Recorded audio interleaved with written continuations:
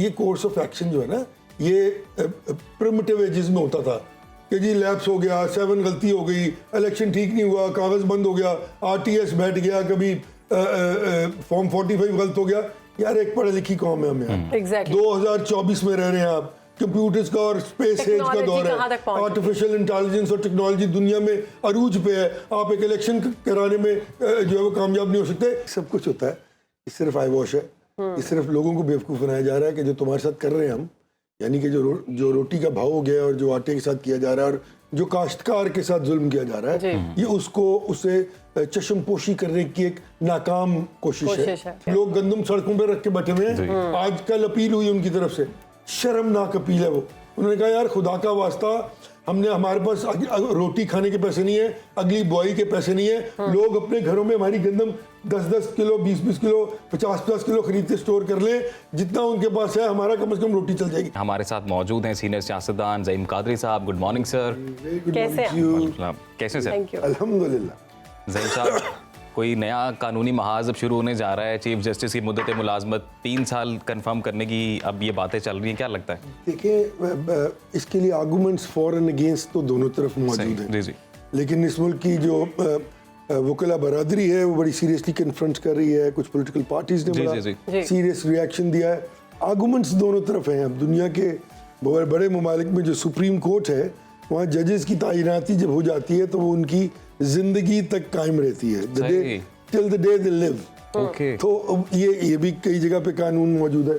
तो मेरे ख्याल में इस पे गौर और फिक्र होना चाहिए। मैं पर्सनली समझता हूँ कि ये सिलसिला नहीं होना चाहिए, क्योंकि वो जो एक रूटीन बनी हुई है, नए लोगों का आना, मोर एनर्जेटिक पीपल का इंडक्शन होना, उनका ज़्यादा मेहनत से काम करना, ऑब्वियसली एक प्रोसेस है। लेकिन मैं ऑब्वियसली ये समझता हूँ कि 65 ईयर्स की एज पे किसी भी आदमी को जिसका 30-35 साल का तजुर्बा हो, कानून की अमलदारी को उसको जो है जिस तरह उसने वो लेके चलाओ।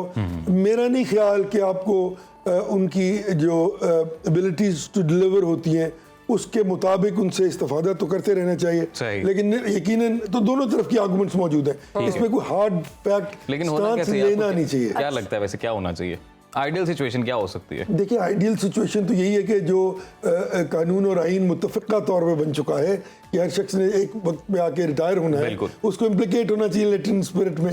तो अगर आपने उसको तस्हीह करनी है तो उसको आपको लोगों को आर्ग्यू आउट करना पड़ेगा ना। इसी को कहते हैं नेशनल इश्यूज पर नेशनल कंसेंसस। हमारे यहाँ इसका रिवाज ही नहीं है। अभी बच्ची फरमा रही थी कि वो इलेक्शन हुए, और भाई कौन सा ऐसा इलेक्शन हुआ इस मुल्क में जिसको हारने वाले ने तस्लीम किया है? आज तक हुआ ही नहीं, क्योंकि वो सही नहीं हुआ, वो सही नहीं होता।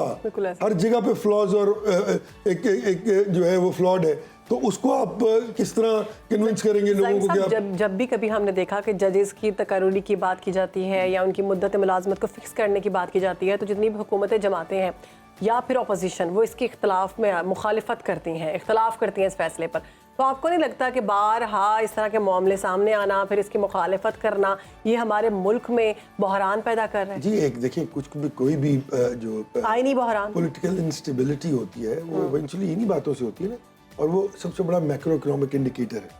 ठीक, अगर आप मैक्रो इकोनॉमिक इंडिकेटर्स को देखें तो सबसे बड़ा मैक्रो इकोनॉमिक इंडिकेटर जो है वो पॉलिटिकल स्टेबिलिटी होती है। जहाँ पॉलिटिकल स्टेबिलिटी जो है वो वनरेबल हो, वहाँ पे ऑटोमेटिकली उसके असरात जो हैं वो मईशत पे और फिर अवाम पे पड़ते हैं। जहाँ तक ताल्लुक है इस बात का कि आप फरमा रही हैं कि वो पॉलिटिकल पार्टीज ये बात करती हैं, प्रॉब्लम ये नहीं है। प्रॉब्लम ये है कि जब वो हुकूमत में होते हैं तो उनका मौक़िफ़ और होता है, और जब वो ऑपोजिशन में होते हैं तो उनका मौक़िफ़ बिल्कुल और होता है। सो इससे ये जाहिर होता है कि इन लोगों ने, ये जो पॉलिटिकल पार्टीज आज इन फैशन इन वोग है, ये इस मुल्क में ट्रू डेमोक्रेसी के लिए कोशिश ही नहीं करती, और इनका नुक्ता नज़र सिर्फ और सिर्फ हसूल इक़्तिदार है। वैसे ज़ईम कादरी साहब, आपको क्या लग रहा है कि अब ऐसा क्या हुआ, या इस मौके पर ही क्यों ज़रूरत पड़ी कि ये मौजूद छिड़ गया? टाइम आ रहा है, ऑब्वियसली एक चीज़ करीब आ रही है, केसेस बड़े इंपॉर्टेंट हैं। अब आज एक बहुत इंपॉर्टेंट केस लगा हुआ है जिसमें तहरीक इंसाफ ने कहा है कि हम जिस पॉलिटिकल पार्टी में गए हैं, हमारी वो वुमेन सीट्स जो हैं और जो माइनॉरिटीज़ की सीट्स हैं दी जाएँ। तो उस पर सुप्रीम कोर्ट में आज वो केस लगा हुआ है, और अगर वो केस लग जाता है और इम्प्लिकेट हो जाता है और ये फैसला हो जाता है कि वो उनकी सीटें उनको दी जानी है और ये रिवर्ट हो जाते हैं सब कुछ, तो फिर हालिया होने वाला सेनेट इलेक्शन और ईवान सदर में होने वाला इलेक्शन और चेयरमैन सेनेट का इलेक्शन जो है वो उन पे एक सीरियस क्वेश्चन मार्क आ जाएगा। ज़हीम साहब, अब गंदम स्कैंडल की बात कर लेते हैं। उस पर वज़ीर आज़म कह रहे हैं कि जो जिम्मेदार हैं उनका तायुन करेंगे। तो सवाल ये है कि जो भी फैसले किए जाते हैं इसके बारे में वज़ीर आज़म को नहीं पता होता, और क्या कोई टीम नहीं होती? ये सब कुछ होता है, ये सिर्फ आई वॉश है, ये सिर्फ लोगों को बेवकूफ़ बनाया जा रहा है कि जो तुम्हारे साथ कर रहे हैं हम, यानी कि जो रोटी का भाव हो गया और जो आटे के साथ किया जा रहा है और जो काश्तकार के साथ जुल्म किया जा रहा है, ये उसे चश्मपोशी करने की एक नाकाम कोशिश है। ये होगा नहीं। ये करते रहते हैं इस तरह की विंडो ड्रेसिंग हुक्मरान कि कहीं 2 फूल बूटे लगा दिए, कोई बात कर दी, किसी छोटे से अफसर को लपेट के बेचारे को फारिग कर दिया और पता लगा कि वो 85 अरब रुपए की दिहाड़ी तो लग गई ना जी, वो तो चला गया, उसको किसी ने नहीं अनर्थ करना।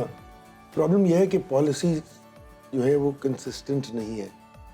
यहाँ पे ये जो काम है ना गंदम की इंपोर्ट का एक्सपोर्ट का, ये एक सेट रूल होना चाहिए। स्टैटिस्टिक्स डिपार्टमेंट आपको बताए कि इतनी आपके पास गंदम है, इतनी आपकी रिक्वायरमेंट है रोज की, और इस तरह आपकी खत्म होगी इतने दिन बाद। देखिए सिंपल फिनोमेना है।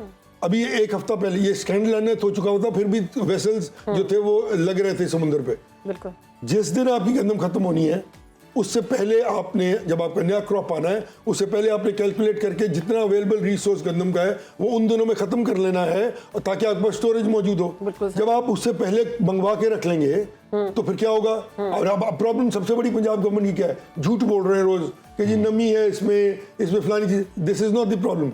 एक फाइनेंसेस नहीं है क्योंकि पैसे आप ऑलरेडी जो है वो डेफिसिट बजट में, दूसरा आपके पास जगह नहीं है स्टोरेज की। ज़हीम साहब, एक और है कि आप अगर खरीद लेंगे तो क्या करेंगे उसका? 50 अरब किसी की जेब में तो गया ना जी, बिल्कुल गया है, बिल्कुल गया है। और आपने एक तरफ वो प्राइम मिनिस्टर साहब पुराने काकर साहब फरमा रहे थे कि जी वो हमने टैक्स बड़ा इकट्ठा किया है, तो कोई पूछे कि भाई $1 बिलियन प्लस की तुमने गंदम खरीद के पाकिस्तान की डॉलर्स की जो रिसोर्स है उसको तुमने अब्यूज किया है, और अब तुम कह रहे हो कि जनाब हमने टैक्स लिया है। यार डॉलर बचाने के लिए तो ये सब कुछ किया जाता है, और आपने उस वक्त बेचनी होती है जब आपके यहाँ कीमत सस्ती हो और इंटरनेशनल मार्केट में कीमत महंगी हो, और खरीदनी तब होती है जब इंटरनेशनल मार्केट में चीज सस्ती हो, आपके यहाँ महंगी हो। आप पता नहीं क्या करते हैं। पिछली हुकूमत ने, इमरान खान साहब की हुकूमत ने 3 बार चीनी के साथ और गंदम के साथ ये किया है, क्योंकि ये सीधी सीधी दिहाड़ी होती है ना।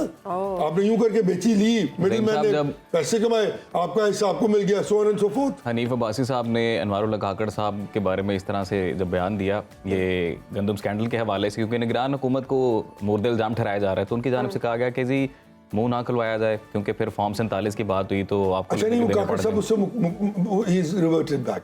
कह रहे मैंने ये बात नहीं की, कल एक टीवी प्रोग्राम में उन्होंने कहा कि मैंने ये बात नहीं की, बट स्टिल फॉर्म 47 की बात काकड़ साहब के करने से तो अनर्थ नहीं होगी ना। मेरे और आपको हर शख्स को पता है इस बात का, हर बंदा फॉर्म लेके फिर रहा है। और अभी ये जो 3 हल्के आ रहे हैं, खुल रहे हैं, जिनकी कैलकुलेशन होगी, उसमें ये क्या जो फॉर्म 45 है वो अगर ओरिजिनल सामने आ जाएंगे तो इस बात का ही फैसला हो जाएगा कि कहाँ का बदयानती और बदनीयती की गई है। सो ये कोर्स ऑफ एक्शन जो है ना, ये प्रिमिटिव एजेस में होता था कि जी लैप्स हो गया, 7 गलती हो गई, इलेक्शन ठीक नहीं हुआ, कागज बंद हो गया, RTS बैठ गया, कभी फॉर्म 45 गलत हो गया। यार एक पढ़ी लिखी कौम है हम यार, 2024 में रह रहे हैं आप, कंप्यूटर्स का और स्पेस एज का दौर है, आर्टिफिशियल इंटेलिजेंस और टेक्नोलॉजी दुनिया में अरूज पे है। आप एक इलेक्शन कराने में जो है वो कामयाब नहीं हो सकते। प्रॉब्लम ये नहीं है, जान के किया जाता है कि अपनी मर्जी के नताइज लिए जाएं। तो ये सिंडिकेट्स है ना, जब मैं कहता हूँ ना बार बार कि ओलिगार्की है, ये सिंडिकेट्स हैं, ये प्राइवेट लिमिटेड कंपनीज जो बनी हुई ना पॉलिटिकल इस मुल्क में। कौन सी ऐसी इमरान खान साहब कह रहे थे कि जी बहुत अच्छी मैंने पॉलिटिकल पार्टी बनाई है, पिछले 30 साल से पार्टी सदर वही है। ये कौन सा कानून है, कौन सा सिस्टम है, मुझे बताएं आप। तो आप में और नून लीग में कोई फर्क नहीं है। इसी तरह पीपल्स पार्टी है, मौलाना फजलुर रहमान को देख लिया, उन्होंने अपना बेटा तैयार कर लिया। कल मुझे बहुत अफसोस हुआ, मैं बहुत ज्यादा डेमोक्रेटिक नॉर्म्स को अबाइड बाय करने वाली पॉलिटिकल पार्टी समझता था ANP को। उन्होंने भी कल उनके पोते को, यानी कि बादशाह खान वली खान है, अपना अब ML वली खान साहब को 4th जनरेशन को उन्होंने सदर चुन लिया। और भाई देनी किसी को नहीं है, ये सोच सिर्फ तुम्हारी है। मतलब पार्टी के अंदर भी फ्री एंड फेयर इलेक्शंस नहीं होते। इलेक्शन हुई कभी नहीं, कभी सिलेक्शन होती है चारों पॉलिटिकल पार्टीज में। आपको याद है कि एक दफा पीटीआई ने इलेक्शंस करवाए थे, तो वो जो करवाने वाले थे उन्होंने क्या कहा था कि जी पैसे देके आप लोगों ने उहदे लिए। तो यहाँ तो हम दूसरे जो पॉलिटिकल पार्टीज हैं वहाँ कोई इलेक्शन नहीं होता, एक कमरे में दोपहर का खाना होता है, लोग बैठते हैं, एक बंदा कागज दाखिल करता है, उसको ताहयात कायद मुंतखब करके आप यार ये पॉलिटिकल प्रोसेस है। यही वजह है इस मुल्क की हर शोबा है जिंदगी में नाकामी की, क्योंकि निज़ाम हुकूमत तो पॉलिटिशियंस ने चलाना ना, पॉलिटिकल पार्टीज ने चलाना है, उनकी अपनी कंसेप्शंस में इतने ज़्यादा झोल और गलतियां हैं कि वो उसके असरात तमाम तर जो है वो निज़ाम में हुक्मरानी पे पड़ते हैं, हर जगह पर लैप्स होता है। ये असरात अभी सामने नजर भी आ रहे हैं, क्योंकि अब गंदम स्कैंडल की जब हम बात करते हैं तो अब जो किसान इत्तेहाद है उनकी जानिब से प्रॉपर धरने का ऐलान भी कर दिया गया। 10 मई की डेडलाइन भी दे दी है। लोग गंदम सड़कों पर रख के बैठे हुए हैं। आज कल अपील हुई उनकी तरफ से, शर्मनाक अपील है वो।